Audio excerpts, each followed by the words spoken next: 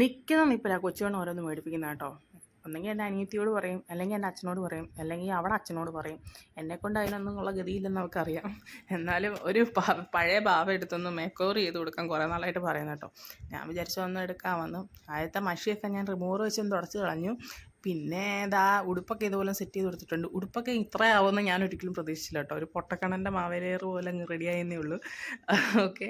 പിന്നെ നമ്മൾ മുടി ഒന്ന് സെറ്റ് ചെയ്ത് കൊടുക്കാം കേട്ടോ. മുടി നമ്മൾ വൂളൻ്റെ ത്രെഡ് വെച്ചിട്ട് ഇതേപോലെ ഒന്ന് ചുറ്റിയെടുക്കുന്നുണ്ട്. എന്നിട്ട് നമ്മൾ ഒരു വശം കട്ട് ചെയ്ത് ഗ്ലൂ ഗണ്ണ് വെച്ചിട്ട് ഇങ്ങനെ ഒന്ന് ഒട്ടിച്ചു കൊടുക്കുന്നുണ്ട്. മൊത്തം എളുപ്പപ്പണിയാണ്. എനിക്ക് വയ്യ കുത്തിയിരുന്ന് തയ്ക്കാൻ. പിന്നെ അവസാനം രണ്ട് സൈഡിലും പിടിച്ചിട്ട് ഇങ്ങനെ ഒന്ന് കെട്ടി കൊടുക്കുന്നുണ്ട്.